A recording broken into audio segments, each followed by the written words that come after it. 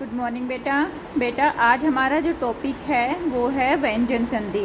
हमने स्वर संधि कर ली है बेटा। अब हमारा जो ये नेक्स्ट टॉपिक है वो है व्यंजन संधि। व्यंजन संधि को हम क्या कहते हैं? हल संधि। ठीक है, व्यंजन संधि को क्या कहते हैं? हल संधि। तो आज हम व्यंजन संधि के बारे में बात करेंगे। तो व्यंजन संधि क्या होती है बेटा?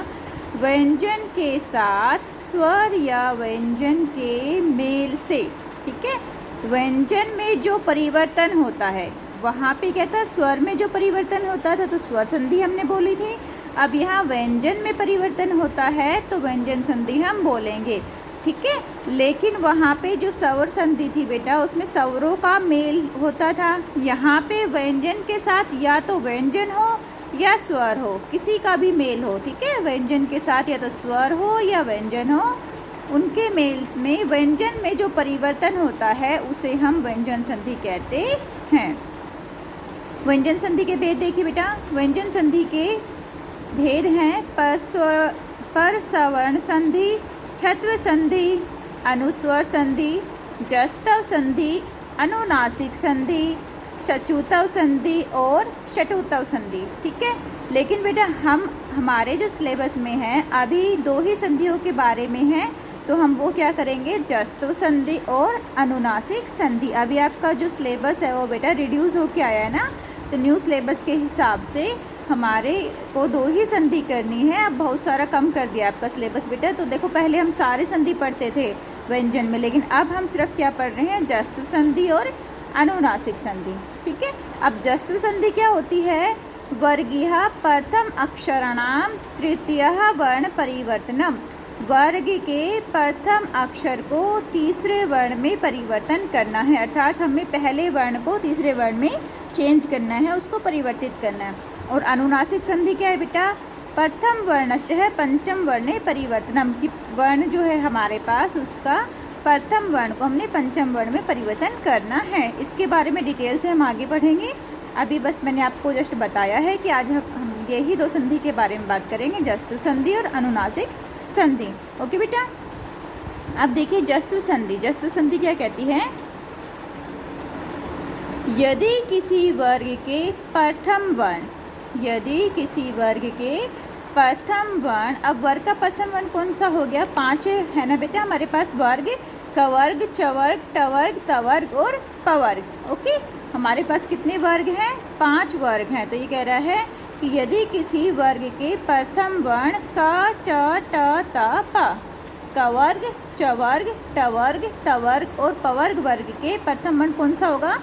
क, च, ट, त, प। ओके बेटा, इनके पश्चात अगर ये आए हमारे पास और इनके पश्चात वर्ग का तीसरा या चौथा या वर्ण, ठीक है, य, र, ल, व, तीसरा, चौथा तथा वर्ण य, र, ल, व या कोई स्वर आ जाए तो प्रत्येक वर्ग का, अगर कोई स्वर भी आ जाए तो प्रत्येक वर्ग का क्या होगा? प्रत्येक वर्ग का वर्ण तीसरे वर्ण में बदल जाता है। ठीक है, जस्तव संधि एक बार दोबारा से देख लीजिए। यदि किसी वर्ग के प्रथम वर्ण क, च, ट, त, प के पश्चात वर्ग का तीसरा या चौथा वर्ण तथा य, र, ल, व या कोई स्वर वर्ण आ जाए तो प्रत्येक वर्ग के पहला वर्ण, ठीक है, प्रत्येक वर्ग का पहला जो वर्ण है वो तीसरे वर्ण में बदल जाता है। तो मेन हमने यही याद रखना है जस्तव संधि में, यही है कि पहला जो वर्ण है वो तीसरे वर्ण में बदल जाता है। ओके बेटा, अब हम देखते हैं कैसे बदलता है। अब इसके हम थोड़े से उदाहरण देख लेते हैं। अब का के स्थान पर गा आएगा। पहले मैं आप लोगों को बेटा थोड़ा सा बीच में बताती हूँ कि कैसे हमारा कवर्ग, चवर्ग और टवर्ग ये होता है, ताकि आप लोग ईजिली कर सकें। देखो बेटा, व्यंजन हमने पढ़े हैं, कितने व्यंजन होते हैं? 33 व्यंजन होते हैं। और हम व्यंजन संधि के बारे में बात करें तो थोड़ा सा हमें इसके बारे में पता होना चाहिए। व्यंजन के 3 भाग होते हैं बेटा, स्पर्श, अंतस्तः, ऊष्म। और स्पर्श में हमारे पास 5 वर्ग होते हैं। कौन कौन से वर्ग होते हैं? कवर्ग, चवर्ग, टवर्ग, तवर्ग और पवर्ग। ये 5 वर्ग होते हैं जिनमें 5-5 वर्ण होते हैं। ठीक है, 5 वर्ग होते हैं और पाँचों वर्ग में 5-5 वर्ण होते हैं। तो टोटल कितने वर्ण हो गए? 25 वर्ण हो गए। ठीक, अब तो हमारे पास स्वर जो स्पर्श है, स्पर्श व्यंजन है, उसमें 25 वर्ण होंगे। अंतस्तः में य र ल व 4 वर्ण होते हैं और ऊष्मः में श श श ह में 4 वर्ण होते हैं। ओके बच्चा, तो टोटल हमारे 33 व्यंजन होते हैं। अब देखो जो हमारे ये 5 वर्ण हैं, जो वर्ग हैं वो कौन कौन से हैं? कवर्ग, ठीक है, कवर्ग जिसमें 5 ही वर्ण हैं, क ख ग घ ढ। चवर्ग च छ ज झ ञ। टवर्ग ट ठ ड ढ ण। तवर्ग त थ द ध न। पवर्ग प फ ब भ म। ओके बेटा, ये आपको समझ में आ गया। अब जैसे हमारे उसमें था जस्तु संधि में क्या था, पहले वर्ण का किस में चेंज होगा? हमारा जो का है वो किस में चेंज होगा? गा में चेंज हो जाएगा। चा जो है वो किस में चेंज होगा? जा में। टा डा में। ता दा में, ठीक है, प बा में। आगे इतना समझ में? तो हमने ये देखना है कि जो प्रथम वर्ण है वो किस में चेंज हुआ है? अपना तृतीय वर्ण में चेंज होगा। ठीक है, अब आगे पढ़ते हैं बेटा। अभी देखो, अब यहाँ पे का के स्थान पर गा, इसके हम एग्जाम्पल देख लेते हैं, उदाहरण देखते हैं बेटा। का के स्थान पर गा, इसका मतलब देखो, दिक् प्लस अम्बरः क्या बन गया? दिगंबरः। दिक् प्लस अम्बरः क्या बन जाएगा? दिगंबरः। यहाँ पे का है, प्रथम वर्ण है, ठीक है, कवर्ग का। यहाँ पे कोई क्या है? स्वर आ गया। जस्तु संधि में कहा था ना कि प्रथम वर्ण के बाद या तो तीसरा वर्ण हो या चौथा वर्ण हो या अलावा हो या कोई भी स्वर हो। ये बोला था ना कि कोई भी स्वर हो, तो हमारा जो प्रथम वर्ण है वो किस वर्ण में चेंज हो जाएगा? तीसरे वर्ण में चेंज हो जाएगा। तो यहाँ पे बेटा हमारे जो कवर्ग है, कवर्ग का तीसरा वर्ण क्या होता है? ग, क ख ग। तो तीसरा वर्ण गा हुआ ना, तो यहाँ पे दिक् प्लस अम्बरः क्या बन गया? दिगंबरः। यहाँ पे दिक् प्लस गजः क्या बन गया? दिग्गजः। ठीक है, यहाँ पे देखो गज ग आया है, ये कौन सा वर्ण होता है? ये खुद तीसरा वर्ण होता है कवर्ग का, और इसी का ही, तो इसलिए ग गजह पूरा आया, और ये जो है हादा ग वो हमारा दिक् का आया है, जो हमारा चेंज होना था कि पहले वर्ण तीसरे वर्ण में चेंज होता है। तो दिक् प्लस गजह दिग्गजः। ओके बेटा, आगे इतना समझ में? आगे चलते हैं और एग्जाम्पल देखते हैं बेटा।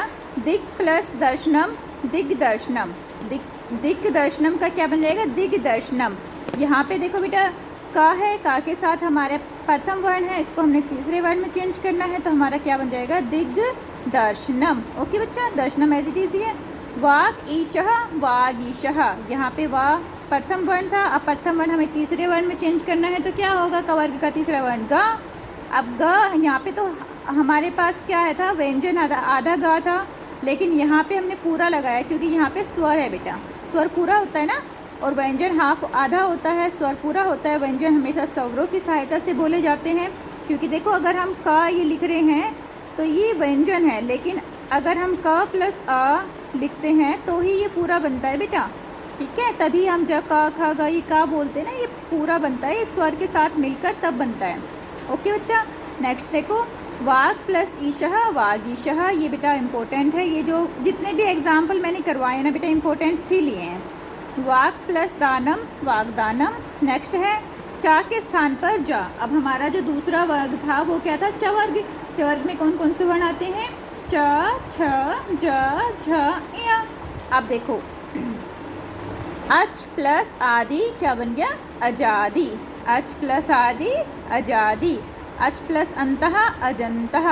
अच प्लस इत्यादि अजित्यादि। अब यहाँ पे जो चा है, चा का तीसरा वर्ण क्या था हमारे पास? ज।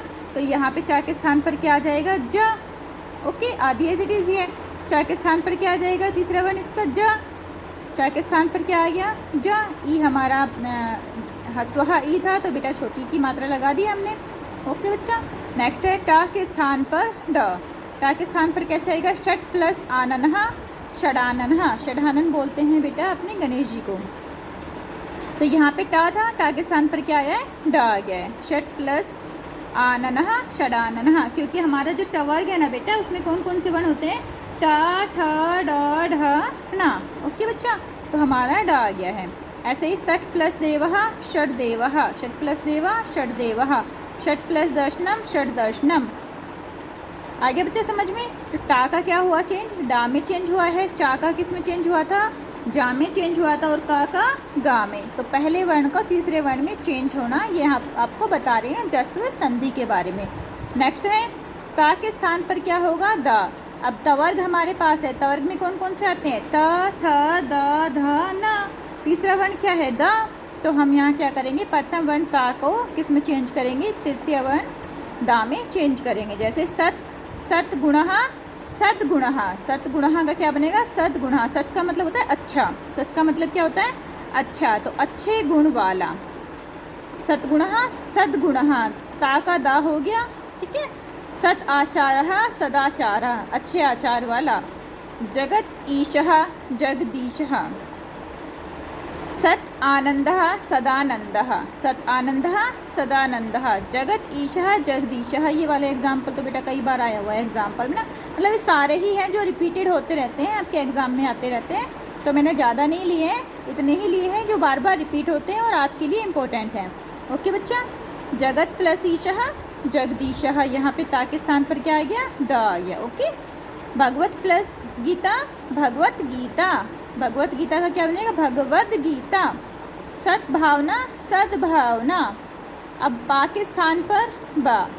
सुप प्लस अंतः, सुबंतः। सुप प्लस अंतः, सुबंतः। यहाँ पे पा है, अब पा जो है उसमें क्या आता है? पा, पा, फा, बा, भा, मा। तो तीसरा वर्ण क्या है हमारे पास? बा। तो हमने पा को किस में चेंज करना है? तीसरे वर्ण में बा में चेंज करना है। तो सुप प्लस अंतः क्या बनेगा हमारे पास? सुबंतः। पा के स्थान पर हमने क्या लगा दिया? बा लगा दिया। अप प्लस जह, अब जह। ओके बच्चा, ये जो थी बेटे आपकी, ये हमने की है जस्तु संधि। अब हम दूसरी संधि के बारे में बात कर रहे हैं। नेक्स्ट है बेटा अपनी अनुनासिक संधि। ठीक है, हमने दो ही पढ़नी ना, जस्तु संधि और अनुनासिक संधि। अब अनुनासिक में क्या है? प्रथम वर्णशः पंचम वर्ण परिवर्तन। अब प्रथम वर्ण का हमने पंचम वर्ण में परिवर्तन करना है। इससे पहले मैं आप लोगों को बता चुकी हूँ ना। अब कवर्ग का जो का है वो किस में चेंज हो जाएगा? अंतिम वर्ण में चेंज हो जाएगा, पंचम वर्ण में। देखो, यदि किसी वर्ग के पहले वर्ण, पहला वर्ण कौन सा होता है? क, च, ट, त, पा। ओके, कवर्ग, चवर्ग, टवर्ग, तवर्ग और पवर्ग। यदि किसी वर्ग के पहले वर्ण क, च, ट, त, पा के बाद कोई भी नासिक्य वर्ण, कोई भी नासिक्य वर्ण कौन कौन से होते हैं? ड, न, ड, इया, न, मा। ठीक है, ड, इया, न, मा, ये नासिक्य वर्ण है बेटा। आ जाते हैं तो पहले वर्ण के स्थान पर उसी वर्ण का नासिक्य वर्ण आ जाता है, अर्थात उसी क्या कहा है? उसी वर्ण का नासिक्य। तो हमारा जो का है, कवर्ग है, कवर्ग का नासिक्य क्या है? डा। तो हमारे पास कवर्ग के स्थान, का के स्थान पर क्या आ जाएगा? डा। चवर्ग का नासिक्य क्या है? इया। तो हमारे पास चा के स्थान पर इया आ जाएगा। टा का नासिक्य क्या था? ना। तो टा के स्थान पर ना आ जाएगा। ऐसे ता के स्थान पर ना हो जाएगा और पा को मा हो जाएगा। ओके बच्चा, देखो इसके हम देख लेते हैं उदाहरण कुछ। वाक, वाक्मयम। अब यहाँ पे का के स्थान पर क्या आ जाएगा? डा। नासिक्य वर्ण चेंज होगा ना, तो क्या बन जाएगा? वाङ्मयम। दिग्नाथ, दिग्नाथः। उन्नति, उन्नति। अब यहाँ ता है, ता के स्थान, ता में क्या चेंज होना है? ना में। ता का जो अंतिम वर्ण है, जो नासिक्य वर्ण, वो क्या है? ना है। तो हमने क्या लिखा? उन्नति, उन्नति। आगे ना। जगन्नाथ, जगन्नाथ। ता का फिर क्या हो गया? ना हो गया। सत्मार्गः, सन्मार्गः। उत्तमन्तः, उन्मन्तः। ठीक है बच्चा, ता है बेटा ये ता, उन्मन्तः। षट्मुखम, षण्मुखम। अब यहाँ टा किस में चेंज होना था? टाणा में चेंज होना था, टाणा में चेंज होना है ना। तो षट का क्या बन जाएगा? टा में किस में चेंज हो जाएगा? ना में। षण्मुखम। षट्मुखम का क्या बन जाएगा? षण्मुखम। षट्मासः का क्या बन जाएगा? षण्मासः। तो बेटा ये हमारी संधि थी और बेटा बहुत ही इजी है और सिलेबस भी काफ़ी कम कर दिया गया है। तो स्कोरिंग है बेटा, इसको अच्छी तरह से कर लेना। ओके बेटा, और अपनी नोटबुक में लिख लेना और अपने आप को सेफ रखना बेटा। ओके, टेक केयर बच्चा, बाय बेटा।